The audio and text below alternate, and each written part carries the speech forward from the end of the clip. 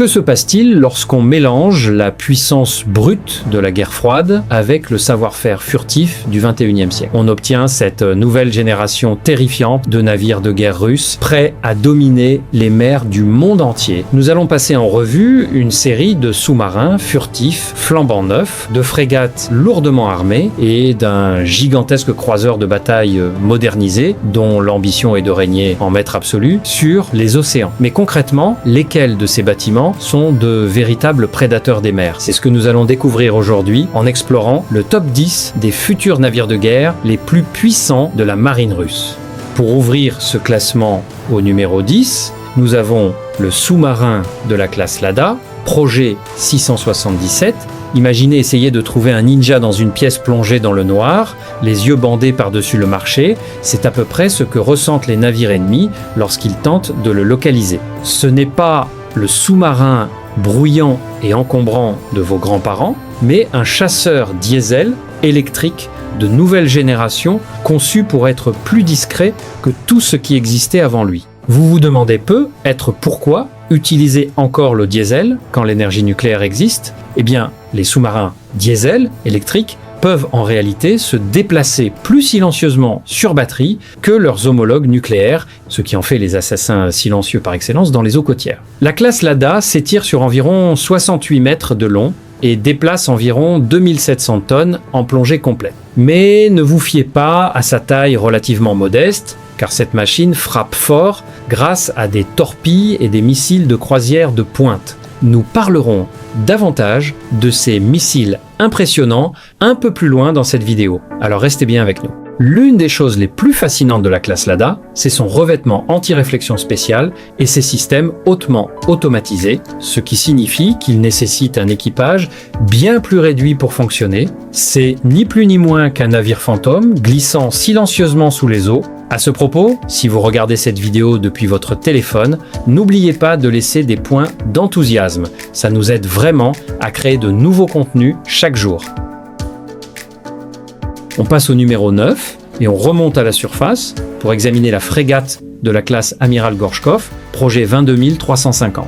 Si la classe Lada était notre ninja silencieux, l'Amiral Gorchkov, c'est un boxeur poids lourd qui entre sur le ring avec un mégaphone géant. Ce navire est la fierté absolue de la flotte de surface moderne de la Russie et pour une très bonne raison, mesurant 135 mètres de long et pesant environ 5400 tonnes, il est conçu pour projeter sa puissance et dominer les mers de manière totale.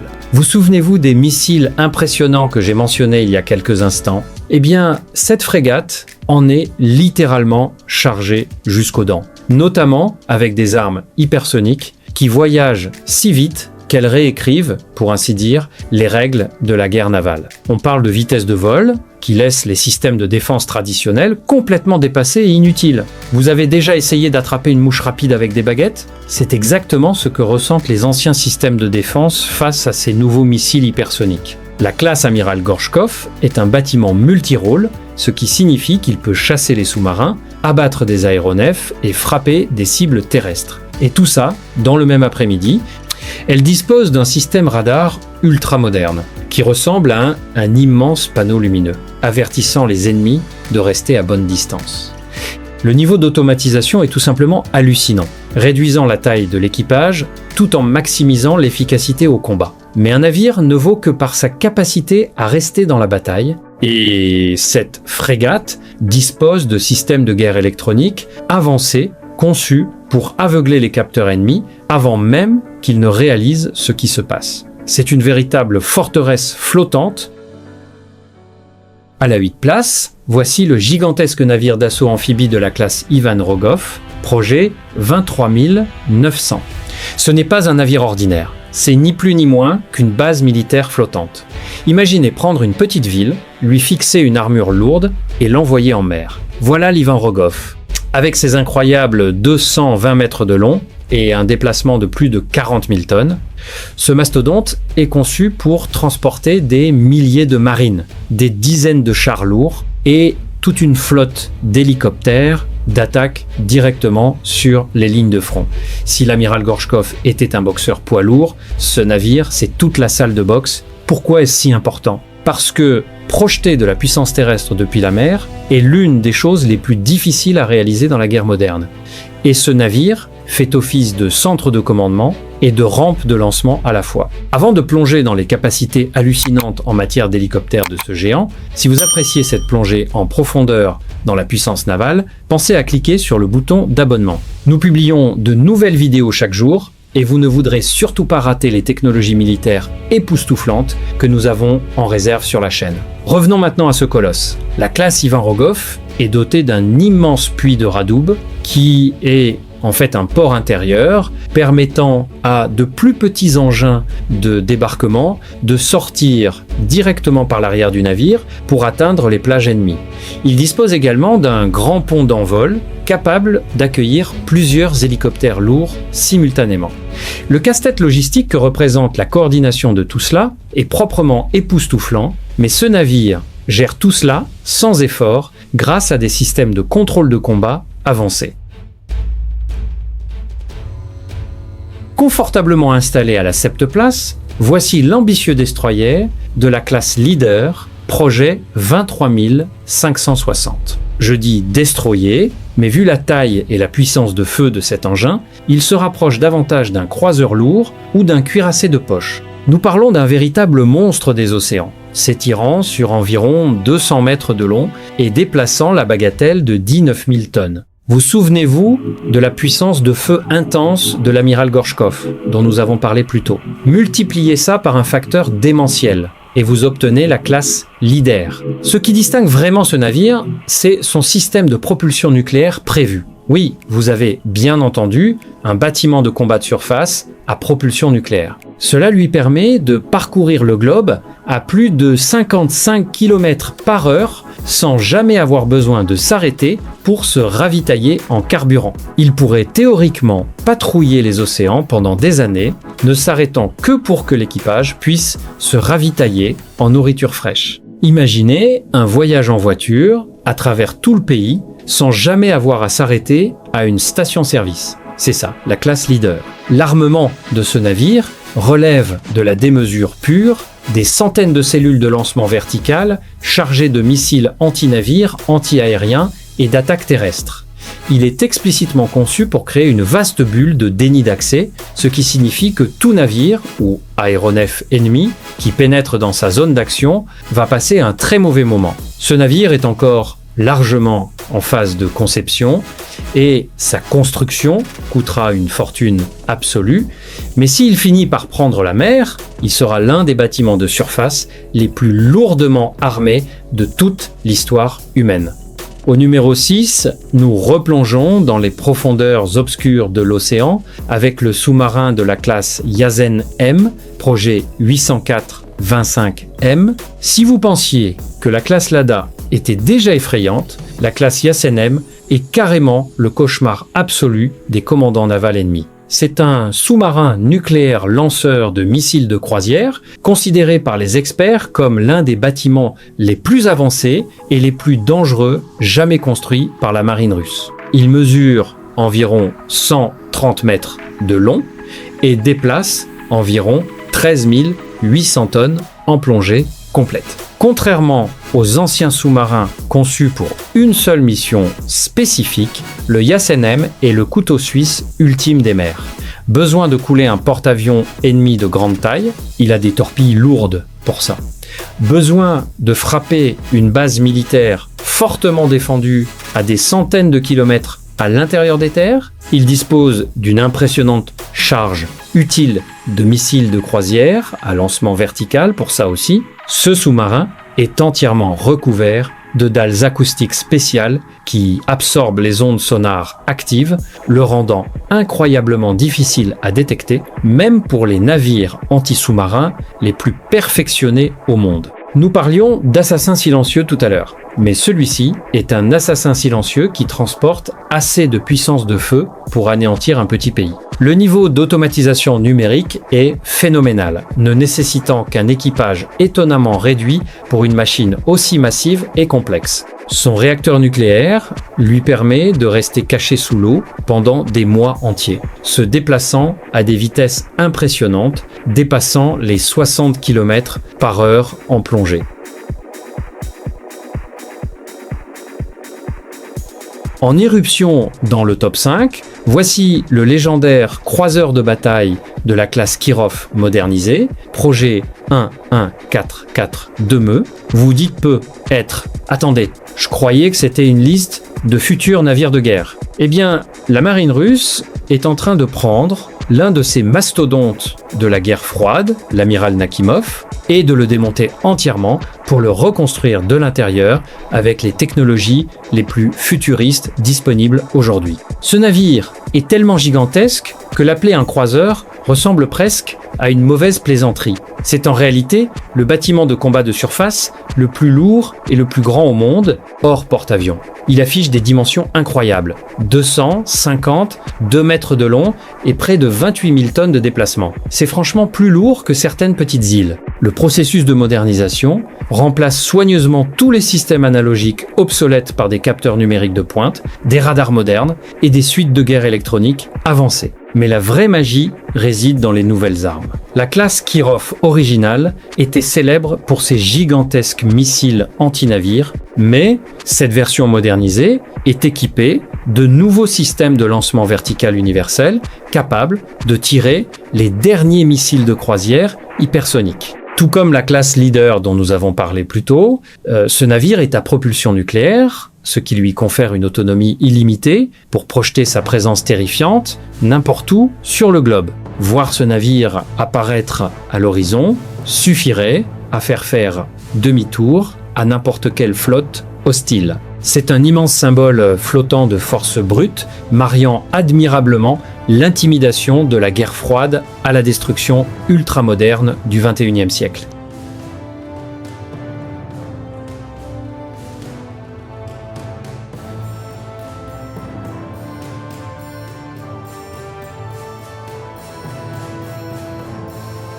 À la 4e place, voici le très secret sous-marin de la classe Laïka, projet 545.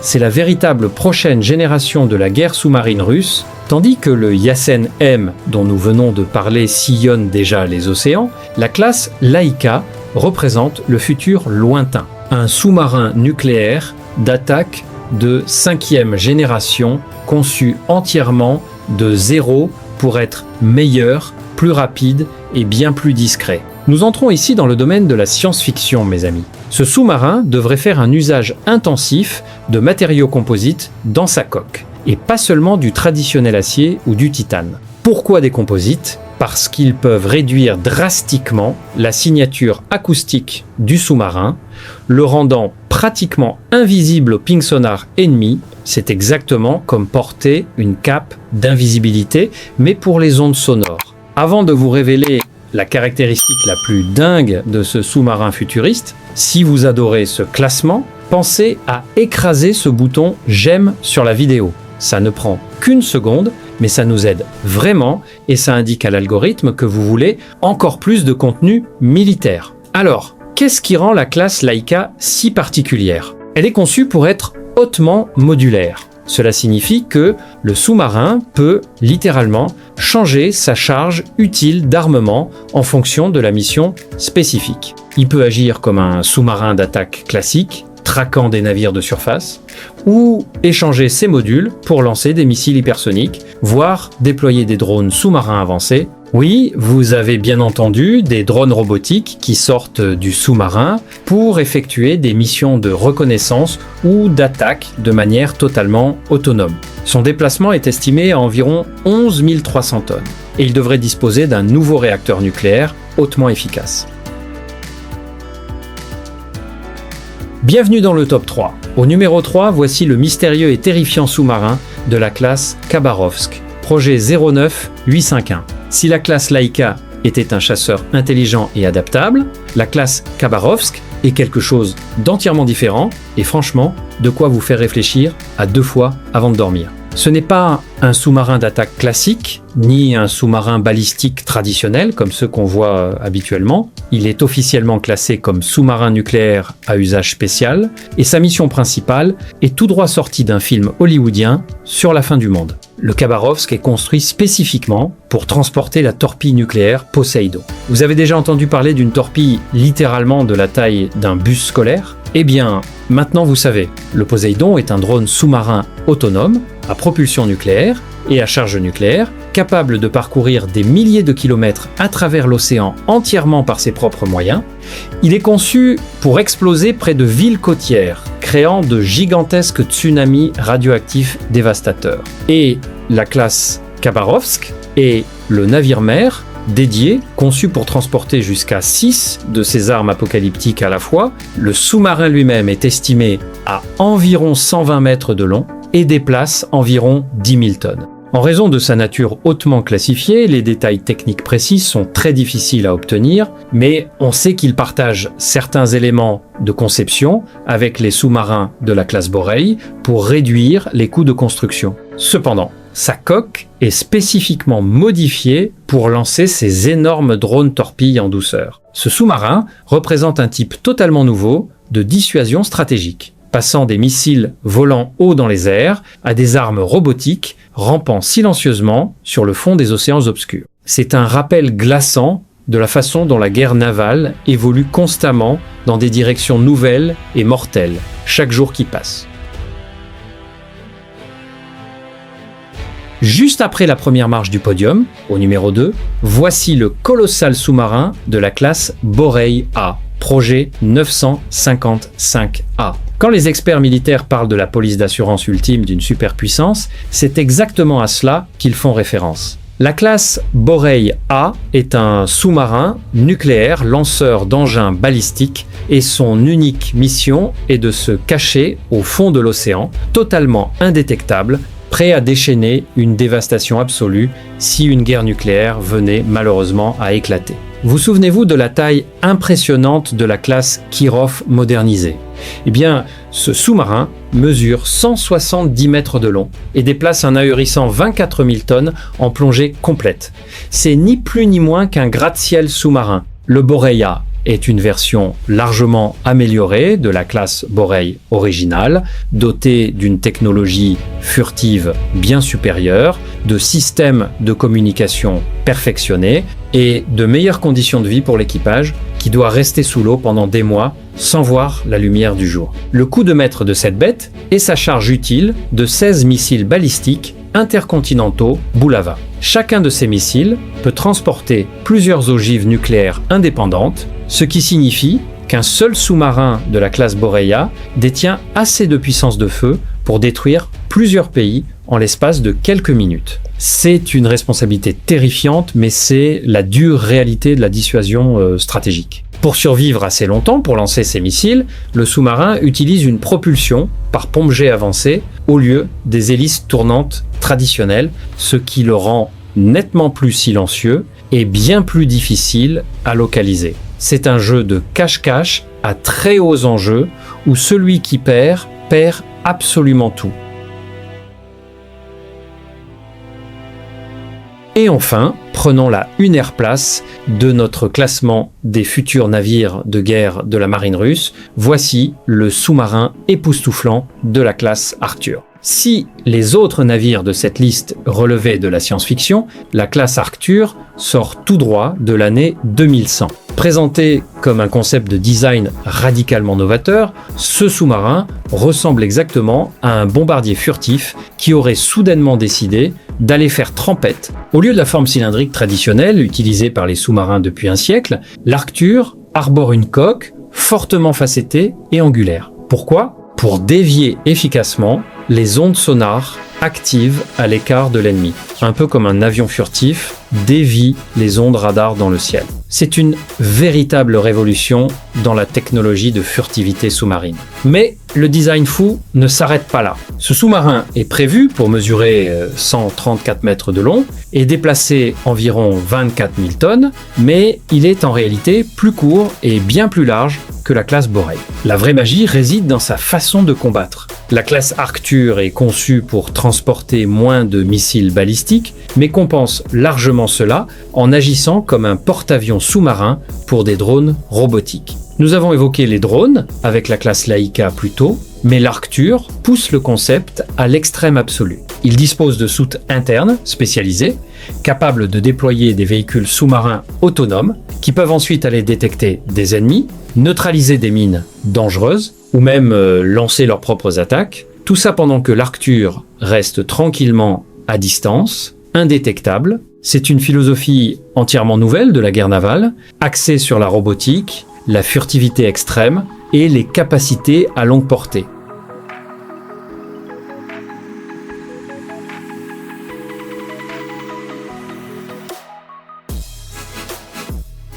Et voilà les amis, c'était le top 10 des futurs navires de guerre de la marine russe. Lequel de ces engins vous a vraiment le plus impressionné? Dites-le nous dans les commentaires. Et n'oubliez pas de liker et de vous abonner si vous voulez encore plus de classements comme celui-ci.